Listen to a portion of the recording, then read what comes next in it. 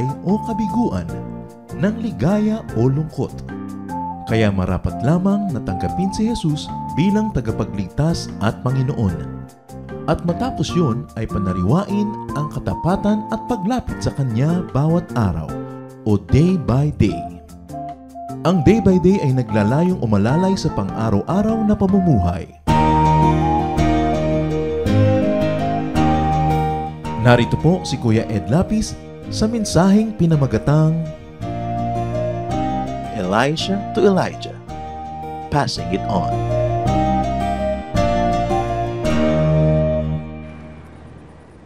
Meron pong mga periods in biblical history where there was a lot of miracles. Isa sa mga panahon na yan, ang panahon ni Elijah at ni Elisha, ang dalawang propeta na magkasunod sa kanilang panahon. The times of Elijah and Elisha were times of great miracles. Why were miracles happening left and right during their times? What can be learned from Elijah and Elisha? Ito po ang ating pag-aaral ngayon, Elijah to Elisha, passing it on. Salamat po sa kalayaang sumamba. Panginoon, lumalapit po kami sa iyo ngayon, humihingi ng karunungan. Tapunan niyo po kami ng inyong liwanag, maunawaan namin ang iyong salita at maipamuhay namin. Makita namin kung ano ang mahalaga, kung ano ang dapat, at kung ano ang siyang marapat mangyari sa aming buhay. Bigyan niyo po ng buhay ang inyong salita at mailapat namin sa buhay namin ngayon. Kayo po ang maging tagapagsalita. Pagpalain niyo po kami at itaas niyo ang inyong pangalan lamang. Sa ngalan ng iyong anak na si Jesus Ama, ito pong aming dalangin. Panahon ng mga himala. 2 Kings 2 verses 1 to 3. When the Lord was about to take Elijah up to heaven in a whirlwind, Elijah and Elisha were on their way from Gilgal. Elijah said to Elisha, "Stay here, the Lord has sent me to Bethel." But Elisha said, "As surely as the Lord lives, and as you live, I will not leave you." So they went down to Bethel. The company of the prophets at Bethel came out to Elisha and asked, "Do you know that the Lord is going to take your master from you today?" "Yes, I know," Elisha replied, "but do not speak of it." Ito pong si Elijah at si Elisha ay magkasabay sa panahon, subalit si Elijah ang senior prophet at kanya pong kumbaga ay assistant and trainee si Elisha. At dumating ang panahon na kukuhanin na ng Diyos ang propetang si Elijah at pati ang katotohanan na yon ay batid ng ilang mga propeta sa buong bayan ng Israel. At sinabi nitong si Elijah, "O iiwan na kita dito, Elisha, dahil ako ay maglalakbay pa patungo sa banda-banda roon. Pupunta pa ako sa Bethel." At sabi naman ni Elisha, hindi ko papayagan na kayo'y mag-isa. Sasamahan ko kayo, which was a 14-kilometer walk. Maybe it is out of respect, out of concern, or out of great interest that Elisha would not allow Elijah to travel alone, to travel without him. So, isinama pa rin siya. 2 Kings 2, 4-5. Then Elijah said to him, "Stay here, Elisha. The Lord has sent me to Jericho." And he replied, "As surely as the Lord lives and as you live, I will not leave you." So they went to Jericho, another 28-kilometer walk. The company of the prophets at Jericho went up to Elisha and asked him, "Do you know that the Lord is going to take your master from you today?" "Yes, I know," he replied, "but do not speak of it." So alam din ng mga prophet, obviously sa bawat lugar na pinuntahan nila, meron din mga propeta. Meron lang mga major, merong mga leader talaga at senior prophets. At nilapitan siya uli ng mga propetang dinatnan nila ron. "Alam mo ba, nakukuhanin na ng Panginoon yung iyong master ngayon, yung iyong senior prophet." Sabi niya, "Alam ko, pero huwag tayong maingay. Huwag pag-usapan, huwag banggitin." 2 Kings 2:6. Then Elijah said to him, "Stay here. The Lord has sent me to the Jordan." And he replied, "As surely as the Lord lives and as you live, I will not leave you." So the two of them walked on another 9 kilometers. In other words, ang nilakad nila dito sa tatlong chapters na ito ay more or less 51 kilometers.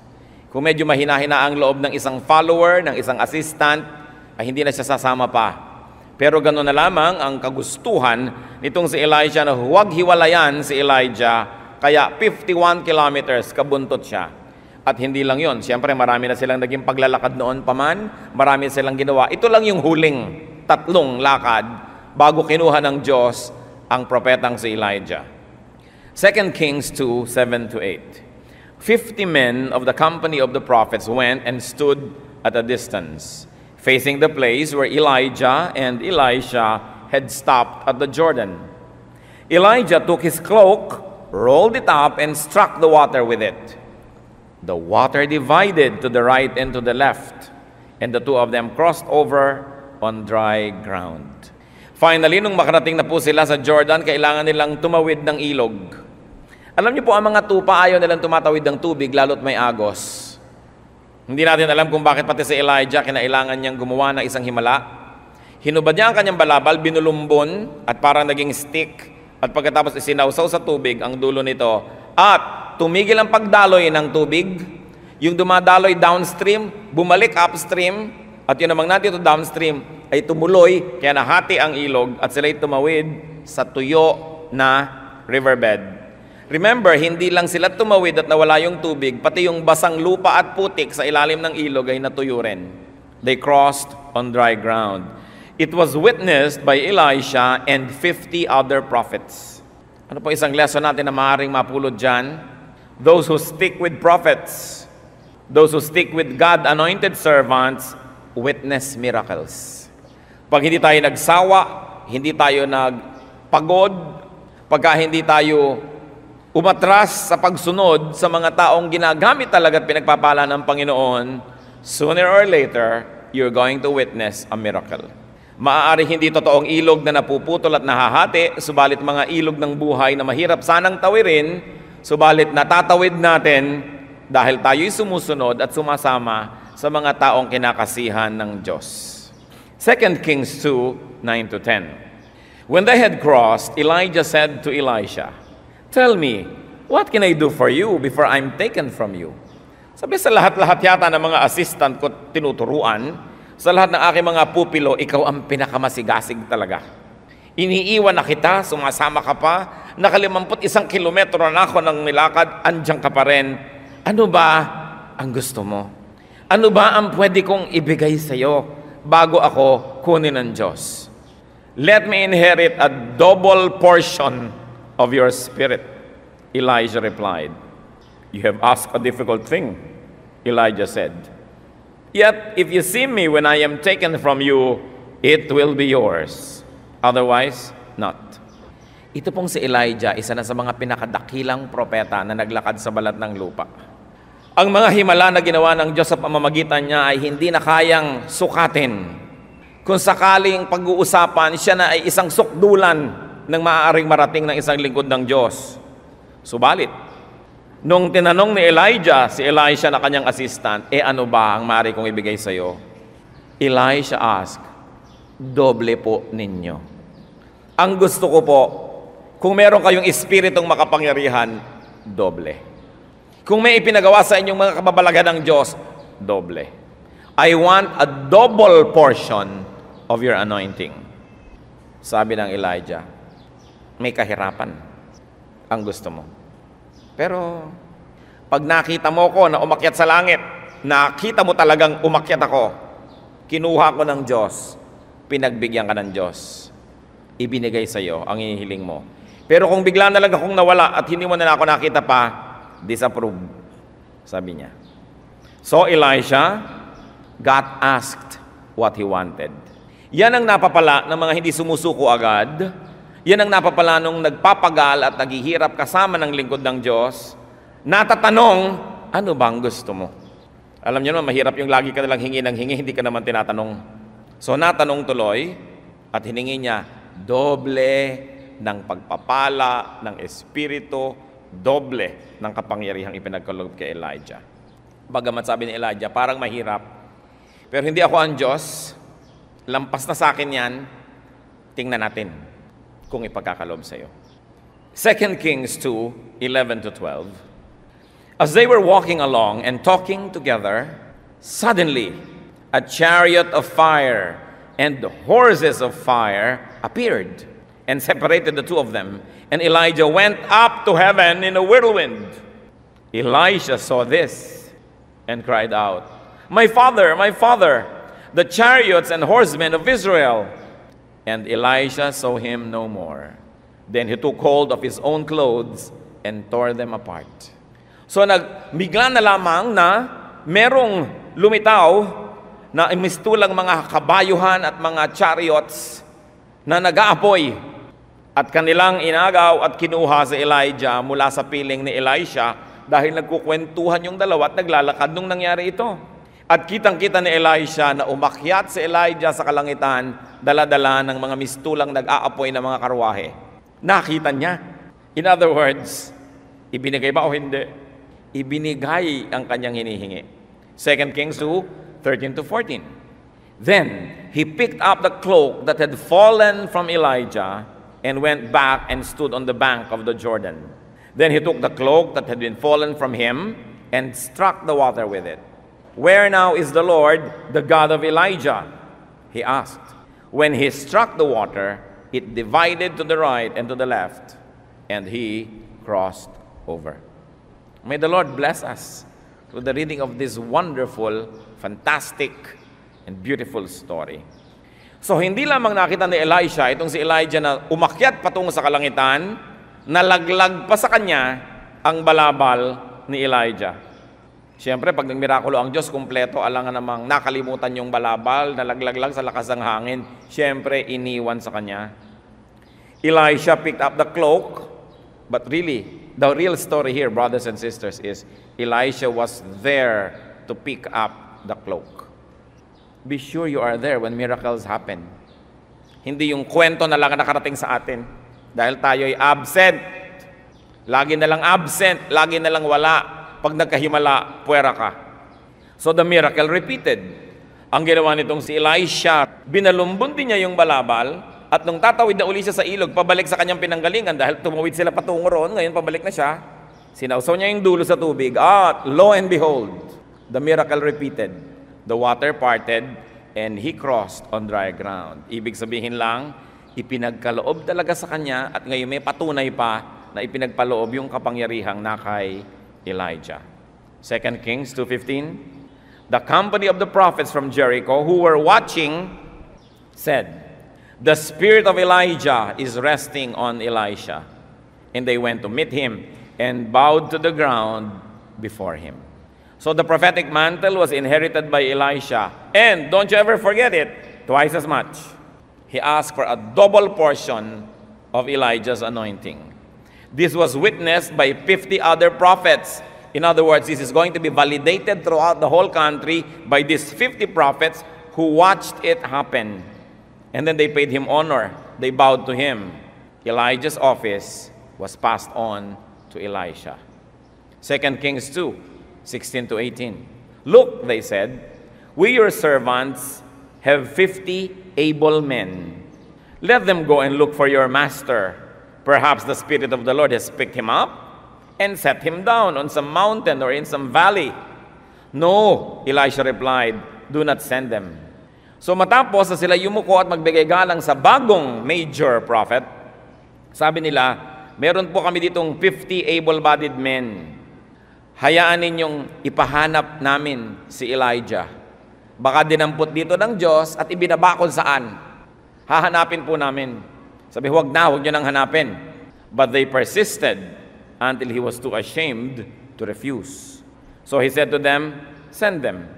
And they sent 50 men who searched for 3 days, but did not find him.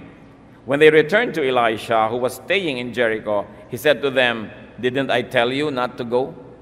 Alam naman kasi ni Elisha, nakukuhanin na si Elijah, idinala na sa langit. Sabi pa nung 50, ipahanap po namin, baka matapos kunin, ibinaba kung saan. Kung saang libis, kung saang lambak, kung saang gubat sa naiwan, ihahanapin po namin, may edad na eh. Huwag na. Pero napilit, kaya, sige, reluctantly, pinayagan niya. At matapos ang 3 araw na singkad na paghahanap, nabigo ang searching party. Paano nga nila hahanapin yung kinuha na ng Diyos? At pagkatapos, sabi niya, di ba sabi ko naman sa inyo, huwag na kayong maghanap pa. 2 Kings 2:19-22. The men of the city said to Elisha, "Look, our Lord, this town is well situated, as you can see, but the water is bad and the land is unproductive. Bring me a new bowl," he said, "and put salt in it." So they brought it to him.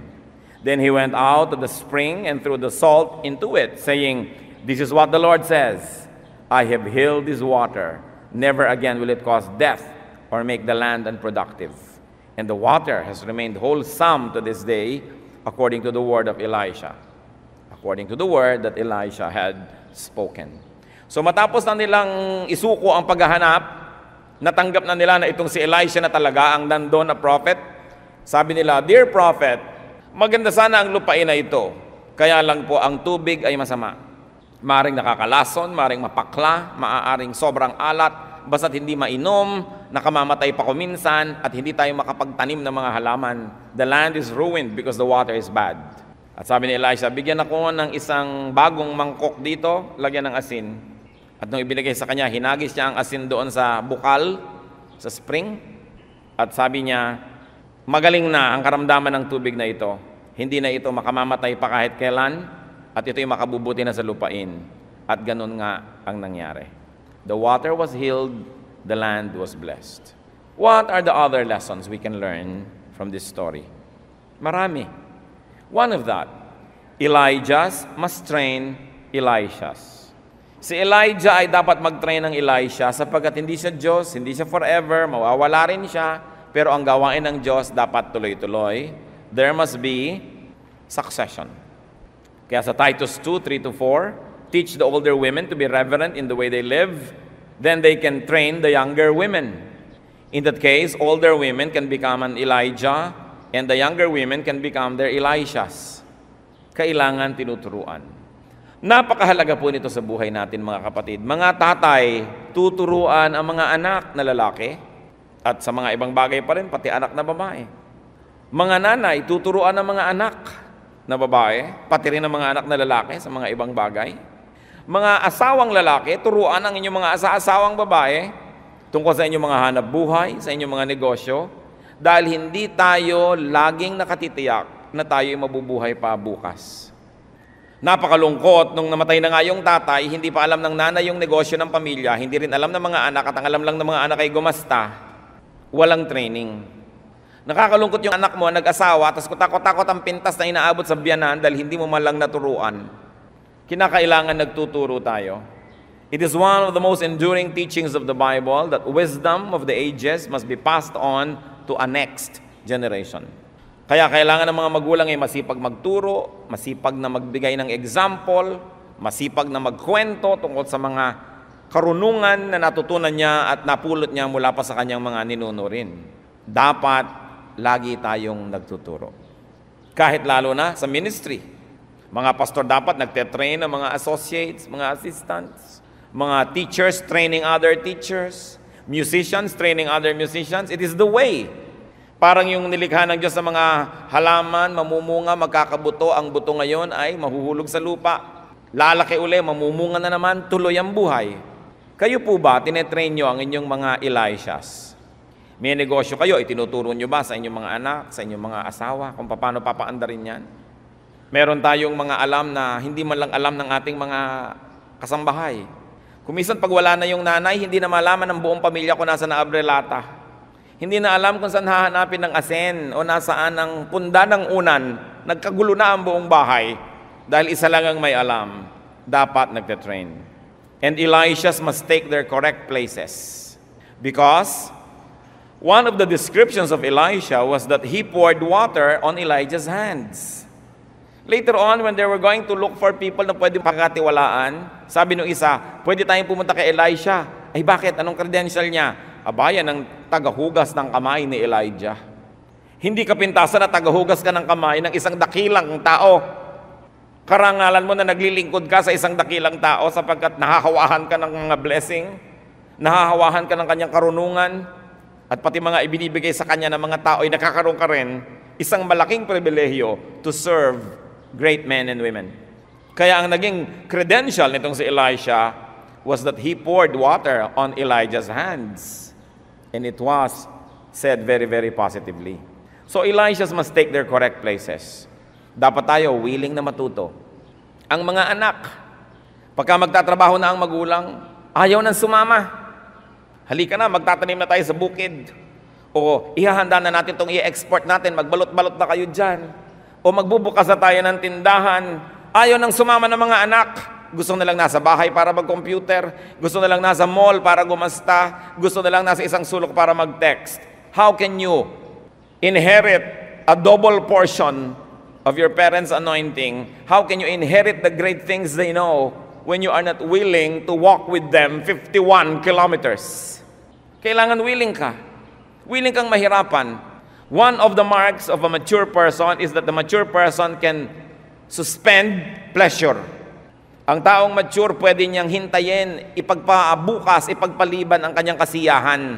Sapagkat ang inuuna niya, yung tama at mabuting gawin, kahit iyon ay hindi pleasurable. But childish people want their pleasure here and now.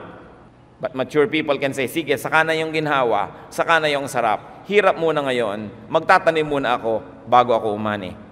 Si Elisha was in his correct place, washing the hands of Elijah, walking, following after him. So he got a great blessing. Dapat din tayo marunong maghintay. Meron naman mga Elisha, buhay na buhay pa yung Elijah, inaagaw na yung balabal. May mga anak, buhay na buhay pa yung magulang, gusto nang kunin yung mana at lustayin. Hindi maghintay ng kanilang panahon. Lahat ng tao dapat nasa lugar. Ephesians 5:22, wives, submit to your husbands as to the Lord. For the husband is the head of the wife, as Christ is the head of the church, his body, of which he is the Savior. So yan ang tamang lugar ng babae, sumunod sa kanyang asawang lalaki. Kaya nagkakagulo ang mundo ngayon, hindi lumulagar sa lugar ang maraming mga kababaihan. Ephesians 5:25, husbands, love your wives, just as Christ loved the church and gave himself up for her. Sasabihin ng kababayan, ipinapalugi naman kami yata ng Diyos, bakit kami magiging masunurin? Ang utos sa lalaki, husband, love your wife. Tulad ng pag-ibig ni Kristo sa iglesia, na handa siyang mamatay at ialay ang kanyang buhay para dito. So paano kayo malulugi kung yung husband nyo naman sumusunod din, na minamahal kayo ng higit sa kanyang buhay? Pag minamahal kayo ng isang tao ng higit sa kanyang buhay, tulad ng pag-ibig ni Kristo sa iglesia, pwede na kayong submissive. Kasi paano kayo mapapahamak? Subalit dahil ang tao, ang lalaki, ang babae, hindi sumusunod sa mga utos na ito pareho, kaya nakakagulo. Ephesians 6:1, children, obey your parents in the Lord, for this is right. So sundin ng mga magulang. Gaano karaming kapahamakan ang napuntahan ng mga kabataan dahil hindi sumunod sa magulang. 99.99% ng kapahamakan ng mga kabataan ay dahil hindi sumunod sa magulang. Sinasabi ng pumasok, panay pang absent. Sinasabi ng gawin na ang homework, hindi pa ginagawa. Sinasabi ng anak, wala akong tiwala dyan sa manliligaw mo na yan, na ang kalalaking tao ang buhok ay hanggang lupa. Gabing-gabi naka-sunglasses, parang may problema ang batang yan. No? Ayaw pa rin maniwala ni babae, in love, kaya hayun, napahamak. Anak, lumayo ka sa mga kabarkada mo na lagi nila kayong ginagabi. Lumayo ka sa mga kabarkada mo na nagkakanduduling araw-araw parang mga bangag. Ayaw sundin ng magulang dahil cool ang mga kaibigan, nagkakanda adik-adik, nagkakanda wasak-wasak ang buhay. Anak, huwag kang motorsiklo. Anong mapapala mo sa motorsiklo? Pagka huminto ka, nakatukod ang iyong paa. Pagka umandar ka, naninimbang ka. Pag umulan, basa ka. Pag maaraw, sunog ka. Pag may alikabok, nalanghap mo lahat. Pag natumba, katawan mo agad ang hahampas sa lupa. Ayaw makinig, tumitindig pa sa motorsiklo habang umaandar. Ang daming napapahamak dahil lang hindi sumusunod sa magulang. Kung ang tao lalagay sa lugar, tulad ni Elisha, susunod-sunod kay Elijah, nasa tamang lugar, mapapaayos ang marami. Ephesians 6:4, fathers, do not exasperate your children. Instead, bring them up in the training and instruction of the Lord. Kung sinusunod lang ito ng mga ama, edi napakaraming tao ang hindi dapat napapahamak. Kasi napakaraming kabataan, bakit ka nagkaganyan? Kasi po wala akong father figure. Kaya pala lahat ng matanda at may asawa, inasawa mo na rin. Dahil wala kang father figure. Dahil kulang ka sa pag-ibig ng matanda, kaya in love ka ngayon sa lahat ng matandang lalaki. Napakahalaga ng pag-ibig ng ama. Napakarami po talaga mga dalaga, yung nahuhumaling sa mga may asawang mature na men, Kadamihan yan kasi hindi naalagaan ng tatay nila. Ngayon, mga kabataan, tigilan nyo na ng kasisisi yung tatay nyo, hindi na maibabalik yon. Kailangan, alagaan yung sarili nyo, paalaga kayo kay Lord at gawan nyo ng paraan makarecover kayo from that lack of love in your childhood. Pero ang mga tatay, you should be in your correct place. Ang sabi dito, you should bring up your children in training and instruction of the Lord.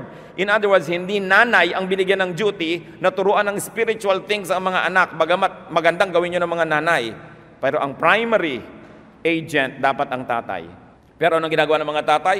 Pagka-spiritual na bagay na, pag mga dasalan na, labasan na. O nanay na lang ang magdadasal at mga anak at maninigarilyo sa labas. Ang tatay ang tinuruan nito na bigyan ng duty. Mahalin ang mga anak. Alam niyo po, napakaraming dysfunctional people because they look back to their childhood and they say, my father was always out. My father never really made me feel he loved me. Well, he probably loved me dahil nag-uwi naman ng pera, ine-enroll ako sa school, pero di ko naramdaman in a personal way. Lumagay sa lugar. Kailangan ang tatay ang nangunguna sa spiritual activities. Yung pagiging spiritual ay hindi pambabae at hindi pambata. This is what men are for. This is serious stuff. Kailangan ating tanggalin yung mga cultural baggage natin tungkol sa spiritualidad. Ephesians 6:5. Slaves, obey your earthly masters with respect and fear, and with sincerity of heart, just as you would obey Christ. Siyempre, ano na ba ng mga equivalent ng slaves ngayon? Employees, workers, mga tauhan, mga empleyado, maglingkod kayo ng mabuti sa inyong amo. E anong ginagawa ng iba? Ninanakawan ng amo, ninanakawang oras. Pag nagagalit sa amo, kung ano-anong mga di mabubuti ang ginagawa doon sa loob ng bahay ng amo para yung amo ang mapahamak. Kaya tuloy yung magulo. At pati naman ang mga amo, Ephesians 6:9, and masters, treat your slaves in the same way. Do not threaten them, since you know that he who is both their master and yours is in heaven, and there is no favoritism with him. Sabi sa mga empleyado, sa mga tauhan, maging matapat kayo sa inyong pinaglilingkuran. At sabi naman sa mga amo, mahalin nyo ang inyong mga tauhan at mahalin nyo sila at alalahanin na pareho lang kayong tauhan ng Diyos na nandoon sa langit. Lumagay sa lugar. Isa sa mga isinisigaw na leksyon ng ating binasa. Sapagkat nung si Elisha ay lumagay sa lugar, ang magandang kalooban ng Diyos ay naganap and everybody was blessed. At kung kayo po ay Elisha, do not abandon your Elijah. Huwag yung pagod na ako, natatamad na ako, ayoko na. Huwag kayong, don't give up easily. Usually, yung nahihirapan ang nagkakaroon ng gantimpala. Sabi nga ng matatanda, ang may tiyaga, may nilaga. Ang nagtatanim, may aanihin. Mahalaga na huwag maging mainipin. Huwag maging insubordinate. Maging submissive. Sapagkat ang tunay na tinatawag ng Diyos sa kadakilaan, darating din ang kanyang panahon. Huwag mainip at huwag mangagaw. Isa pa pong leksyon is to be present when the miracles happen. Because Elijah was always there. The miracle of crossing the river happened. Nakita niya. The miracle of Elijah going up to heaven in the flesh. Nakita niya. At yung pagbagsak ng balabal nitong si Elijah mula doon sa kanyang sinakyang nag-aapoy na karwahe ay nakita rin itong si Elisha. Are you there? Will you be there when the miracle happens? Remember, at least you must be present. Puwera ang mga absent. Katulad ni Thomas, nung unang-unang dinalaw ng Panginoon na nabuhay mula sa kamatayan ng kanyang mga alagad, wala si Tomas noon. Kaya nung dumating siya, balita na lang. Sabi niya, ay naku, to see is to believe. Hindi ako maniniwala sa sinasabi ninyo. Dahil wala siya, hindi niya nakita. Mahalaga yung presence. Napakahalaga. Another lesson, know what you want. Pag tinanong ka, ano bang gusto mo? Hindi, kahit ano na lang po. Pagka kahit ano, magiging kahit ano na lang yon. Tatanungin mo sa restaurant, anong gusto mo? Kahit ano. Abay, huwag mo naman akong pagtrabahuhin, manghuhula pa ako. Ba't di mo sabihin kung anong gusto mo? Kasi kung hindi nyo alam ang gusto nyo sa buhay, matatapos na lang ang buhay na ito, hindi nyo pa alam kung nakamit nyo o hindi.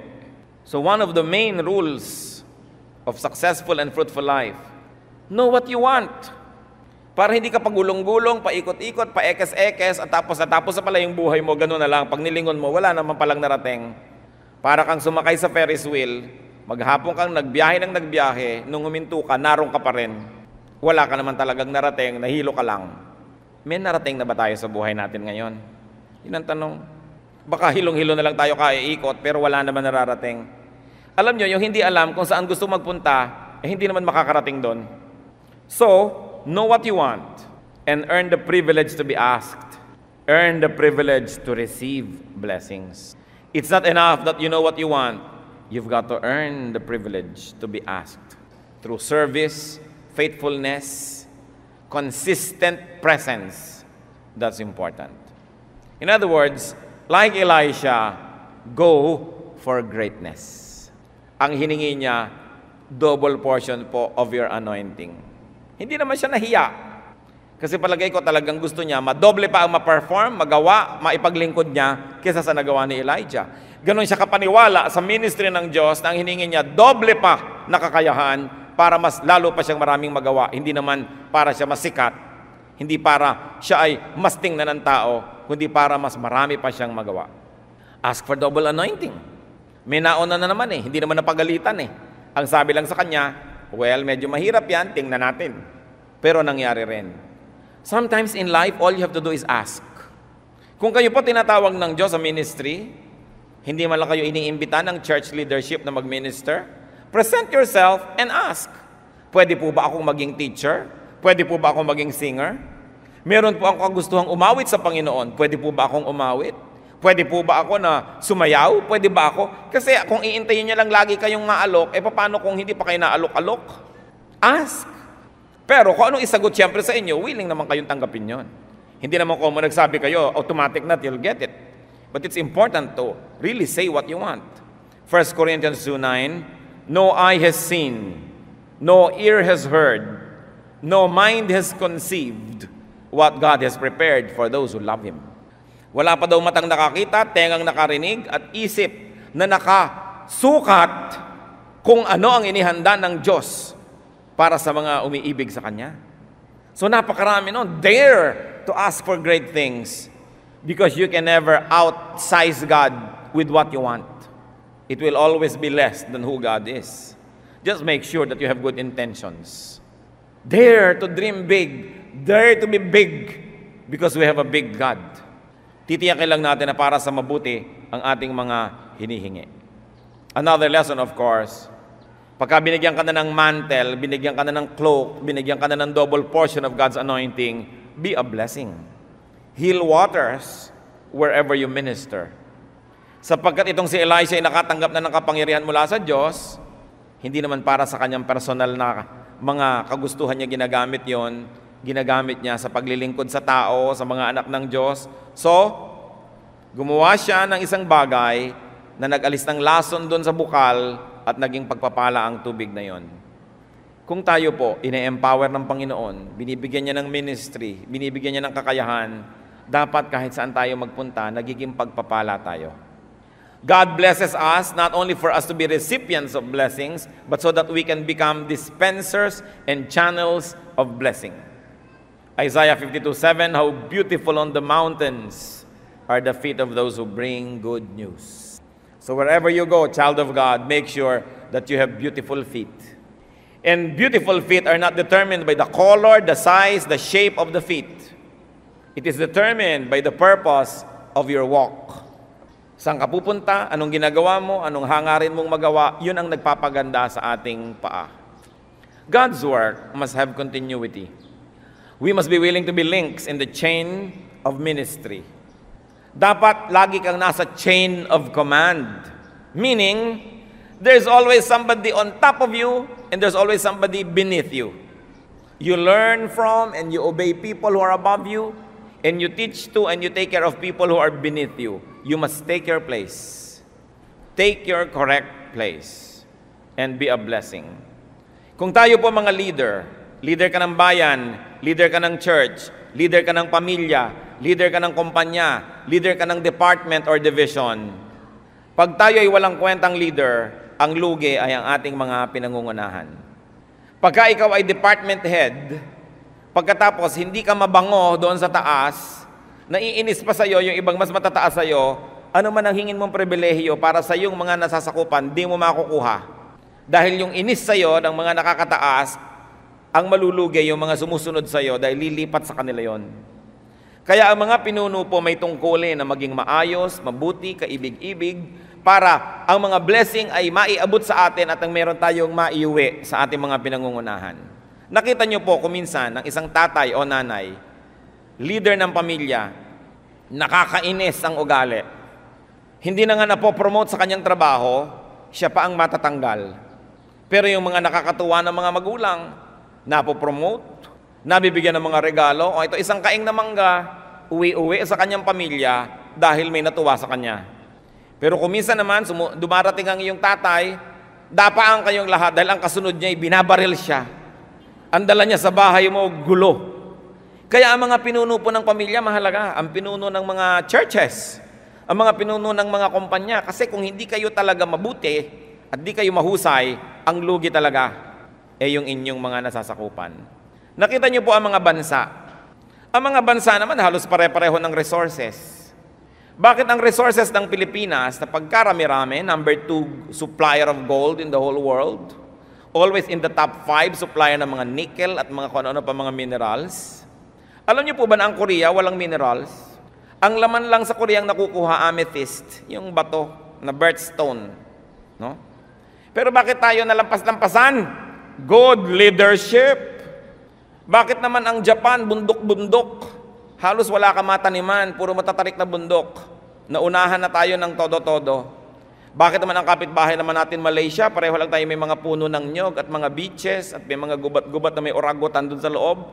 Ba't tayo naiwan? Leadership. That's why if you're a leader, you have a responsibility. Because if you're a loser, the people that you lead will be losers. Mga tatay, anong uri ng mga tatay tayo? Are we able to bring home the blessings? Mga nanay, mga anak, dapat tayo lahat nagko-contribute dyan to be a blessing, especially leaders. Because when you forfeit the people's possibilities of receiving blessings because of bad leadership, it is a big responsibility, both to God who is above you and to the people who are beneath you. Mahalaga. Kung minsan, lalo kat isang pastor, isa kang preacher, isa kang Sunday school teacher, isang Bible study leader, isang singer, kung minsan dahil sa kasalanan mo, bumabara tuloy ang buhay mo, hindi mo dumadaloy ang pagpapala, yun tuloy yung mga taong dapat mapagpala habang kumakanta ka o nagtuturo ka o nagpipreach ka, sila rilugi, hindi sila napagpala dahil nakabara sa'yo. Mahalaga na managot tayo. Kung minsan, kung sa sarili lang nating kapakanan, willing na tayong madapa, magkamali, magkasala, pero hindi. Dahil may iba pang umaasa sa atin, kailangan tayong manindigan at kailangan natin gawin ang tama. Dahil ang bawat kabiguan natin ay magiging kabiguan ng lahat ng umaasa sa atin. Hindi tayo nabubuhay para sa sarili lamang. Tayo ay may pananagutan. At mahalagang iniisip yon. Ano pa po ang maaari nating matutunan sa kasaysayan na ito? We should welcome God's servants into our waters. Katulad nun, alam nila, binigyan ng double anointing si Elisha, inilapit nila agad ang need nila, ang tubig po dito, nakakalason. At sabi ni Elisha, gagawa natin yan ng paraan. So ilalapit po natin sa mga gifted people ang ating mga pangangailangan. Sapagkat ang gift na ibinigay sa kanila hindi lang pang kanila, para yan sa mga anak ng Diyos. Kaya kung kayo naman po ang may gift, huwag naman kayong hard to get. Huwag naman kayong maramot. Kung kayo ay may gift sa music, maging musician. May gift kayo sa singing, maging singer. You're gifted to teach, be a teacher. Because you were gifted not only for yourself, but more importantly for others and for the household of God. Kung ang galing-galing yung teacher sa labas, pagkatapos hindi malaki magturo dito sa church, na dapat ay nauuna sa listahan ng gusto nating paglingkuran, ang body of the Lord. Kasi ano ba yung body ni Lord? Di ba church? Kailangan inuuna natin yan. So si Elisha became a blessing to where he was. Dapat po tayong magbigay, dapat tayong tumanggap, dapat tayong magsanay ng iba, at dapat din tayong pasanay sa iba. Dare to ask for great things because our God is greater than even our imagination. People come and go, but the Spirit of God remains. Kaya kahit umalis itong si Elijah, may Elisha pa, nung umalis si Elisha, may iba pa. Kaya hanggang ngayon nga nakarating sa atin ang Espiritu ng Diyos. What is important is that you yourself become a channel para may ibang roots, may ibang branches na tumubo pa alang-alang sa pag-ibig natin sa Panginoon. Ano po, Panginoon, ang mga leksyon na ibinibigay niyo sa amin? Ano po, Panginoon, ang personal application ng kwentong ito sa aming buhay? Ituro mo sa amin, Panginoon, na lumagay sa lugar. Ano nga po ba ang lugar namin sa aming pamilya, sa aming community, sa aming church, sa aming kumpanya, sa aming bansa? Ituro niyo po, Panginoon, that we should be in the chain of command, that we should be willing to be under and subordinated to those who are above us, but we should be caring to those who are beneath us. Ituro mo sa amin, Panginoon, ang dapat gawin namin bilang ama o ina, anak, bilang manugang, bilang kapatid, bilang employer or superior, bilang subordinate o employee. Ituro mo sa amin. Sapagkat ang blessing mo, Panginoon, nasa lahat ng dako, nasa lahat ng istasyon ng buhay. Teach us to be faithful. At nawa, Panginoon, ituro mo rin kung sino aming mga Elijah na dapat naming sundan-sundan. Huwag kaming manghinawa, mapagod, bagsawa ng kasusunod. Huwag kaming manliit na maglingkod at tumulong sa kanilang ministry. Tulad ni Elisha, ang tagahugas-hugas ng kamay ni Elijah, subalit naging tagapagmana ng kanyang balabal at ng kanyang anointing. Turo mo sa amin, Lord, na huwag mainip, na kung kami ay naninilbihan, kami ay nasa ilalim pa ng isang kapangyarihan, kahit kailan ay huwag naming aagawin ito, kundi maghintay kami na inyong tamang panahon to learn, to wait upon your will and time. Pakita mo sa amin, Panginoon, kung anong lugar namin ang dapat naming puntahan na maaaring napapabayaan namin. Ituro mo rin sa amin, Panginoon, na huwag ipagmaramot ang mga naituro mo na sa amin, na lagi kaming mag-share, magturo, mag-train ng iba. Ang mga magulang, Panginoon, ipaalala mo pang lalo na hindi sapat na kumikita ng pera, hindi sapat na nag-e-entrega, hindi sapat na breadwinner ang isang tatay, kundi siya dapat ay spiritual leader of the family. Na hindi sapat na nag-uuwi ng pera para gastusin ang pamilya, kundi nagtuturo ng kabanalan sa salita at sa halimbawa. Ituro mo ang mga anak ay lumagay sa tamang lugar at ang lahat-lahat sa amin, Panginoon. Mangusap po kayo. Mga kapatid, sa ilang saglit ng pagbubulay-bulay, hingin natin sa Panginoon ang pinaka-personal na application sa buhay natin ng mga leksyon ng kasaysayang ito. Hindi tayo nag-aaral ng ancient history. Nag-aaral tayo ngayon ng buhay natin sa panahon natin. Because the Word of God is universal. Its specific truths have universal value. Ano ang mensahe sa atin ng Diyos? Magbulay-bulay, panandalian, at pagpalain nawa tayo.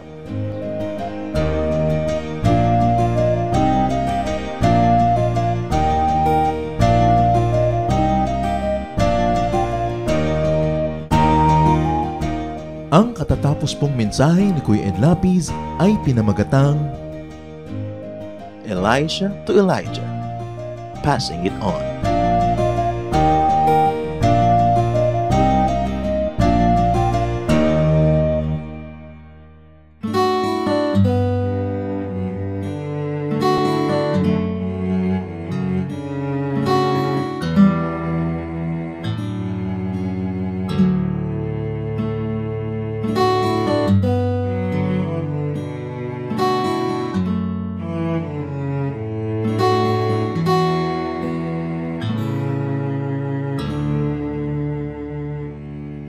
Aking damdamin, di mapalagi, at ang isipan ay laging nagaw, di mawawari ang buhay palagi, kahit itama ay hindi sapat.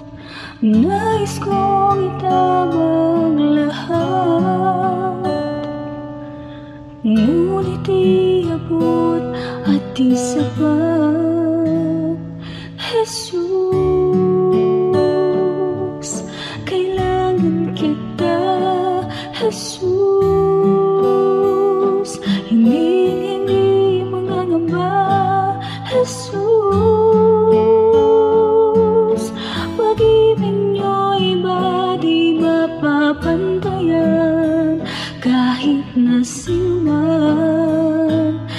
Jesus, kailangan kita, Jesus. Sa'yo'y hindi mangangamba, Jesus.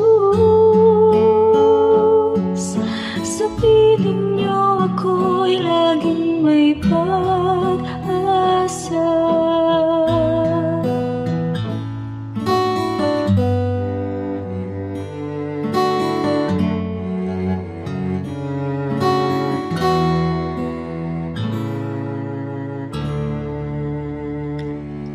Aking damdamin, di ba palagi at ang isipan ay laging ikaw, di mawawari ang buhay palagi kahit itama ay hindi sapat. Nais kong itama ang lahat, ngunit di abot at di sapat.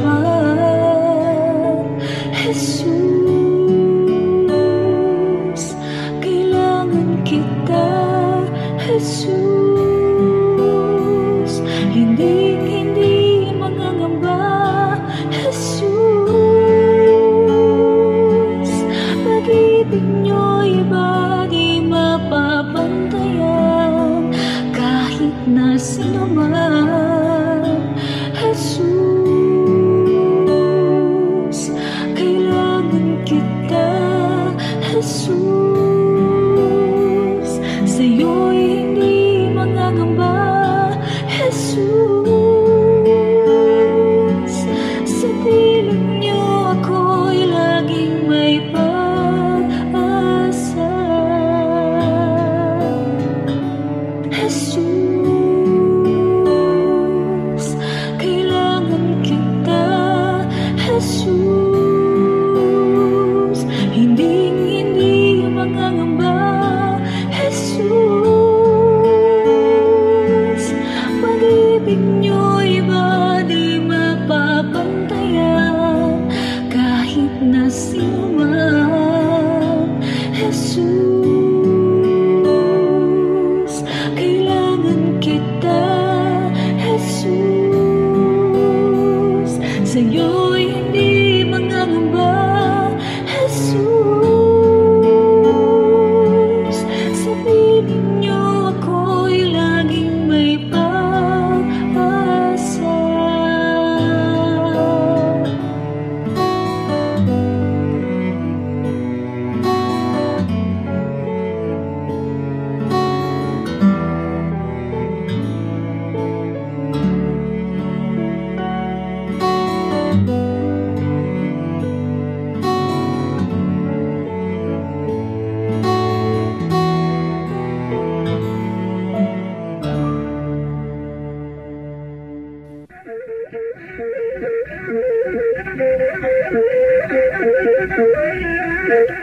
Mayaman sa hiyas ang ating bayan, at isa sa hiyas na yan ang musika. Napakaraming nalilikhang tunog ng mga Pilipino mula sa iba't ibang instrumento. Narito ang palendag, instrumentong pangmusika ng mga Maguindanao sa Cotabato.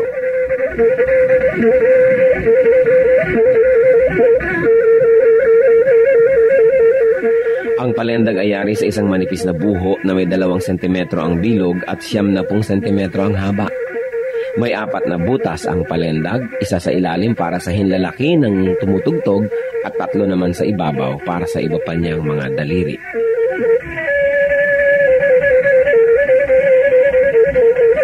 Inukaan ang isang dulo ng buho upang lumapat ito sa labi ng manunugtog habang siya'y umiihip.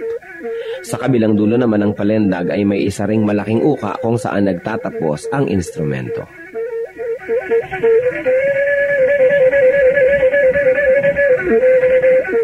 Ang pagtugtog ng palendag ay pawang improbisasyon ng manunugtog. Wala siyang sinusunod na sukat o ritmo at ang pagtugtog ay pagpapahayag niya ng kanyang nadarama, lalong-lalo kung siya'y nagliligaw o nagpapahinga.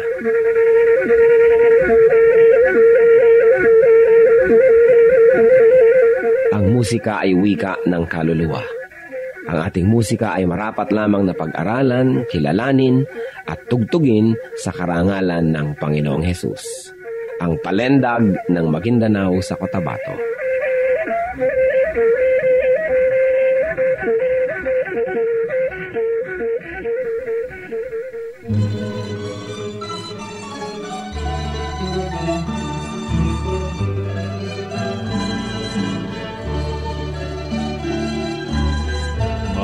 Gawa niyo sa aming buhay, tuwin ay naaalala. Kayo'y laging tapat na tunay, puno ng pagpapala. Salamat sana'y pinatawad, nilinis niyo, Diyos. Pakinggan niyo't aming ilalahad, awit sa inyo, Jesus. O kay sarap mabuhay, sa piling niyo, Jesus. Bawat landas may kulay,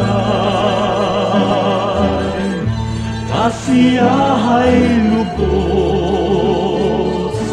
ang tanging ninanais ay magpuri sa inyo, lalo lang tumatamis sa piling niyo, Jesus.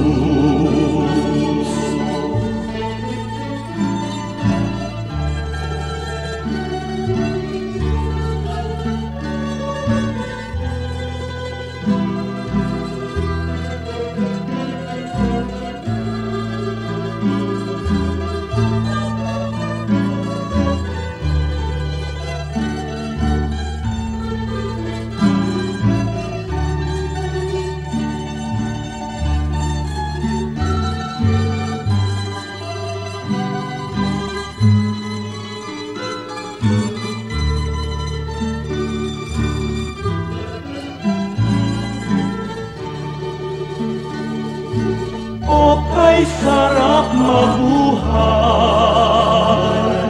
sa piling niyo, Jesus.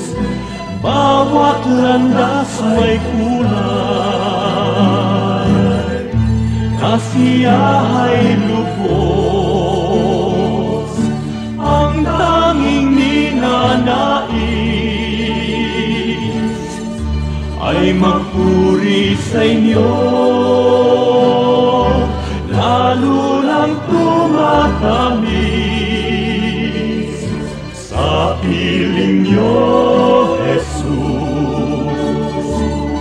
Bawat hakbang ay mayroong awit, bawat pintig ng puso, mga himig na makalangit sa damdamin bugso. Lumipas man ang aking buhay, awit di matapos, sa langit man ay iaalay. Pakinggan niyo, Jesus. O kay sarap mabuhay sa piling niyo, Jesus. Bawat landas may kulay, kasiyahay lubos, ang tanging ninanais ay magpuri sa inyo, lalo lang tumatamis sa piling niyo, Jesus. Lalo lang tumatamis sa piling niyo, Jesus.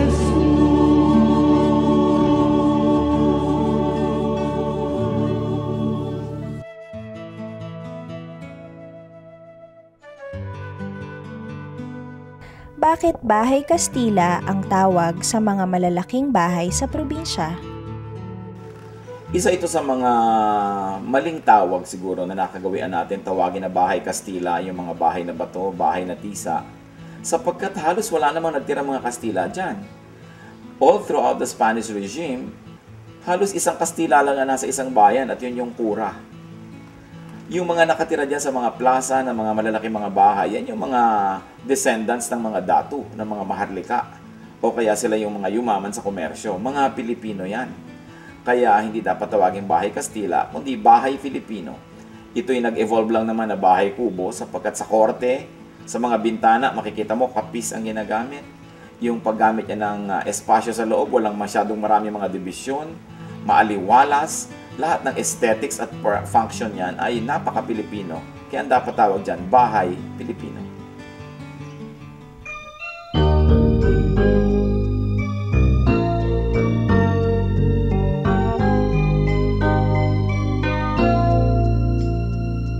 Kung ang puso mo ay nasasaktan dahil buhay ko ay may kabiguan, suliranin may nagbunga ng kasawian. O Jesus, ikaw ay laging nandyan. Kung nagkamali't nagkasala man, ang patawad mo'y laging nakalaan. Kung ang kapwa ko sa akin nagkasala man, ang patawad ko kaya'y ilalaan. Ang kabaitan mo ay dapat mong tularan sa buhay ko. Ang kabaitan ko, biyaya ng Espiritu, kabaitan ko.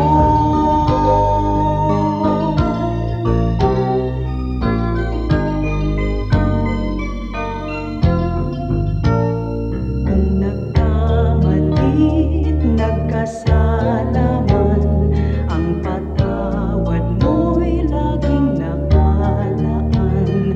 Kung ang kapwa ko sa akin nagkasala man, ang patawad ko kaya'y ilalaan. Ang kabaitan mo ay dapat mong tularan sa buhay ko. Ang kabaitan ko, biyaya ng Espiritu, kabaitan ko.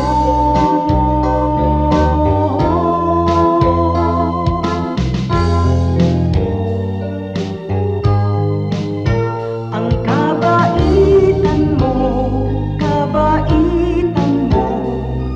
ay dapat kong tularan sa buhay ko. Ang kabaitan ko, biyaya ng Espiritu, kabaitan ko.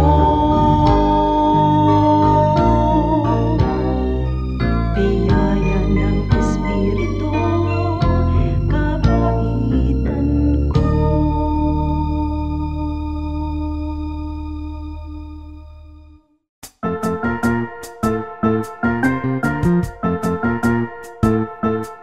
Oras na po para pansamantalang magpaalam ang programang Day by Day. Tayo po'y magsama-sama tuwing ika-6 hanggang ika-7 ng umaga, araw-araw. Magandang umaga po at mabuhay ang Panginoong Hesus!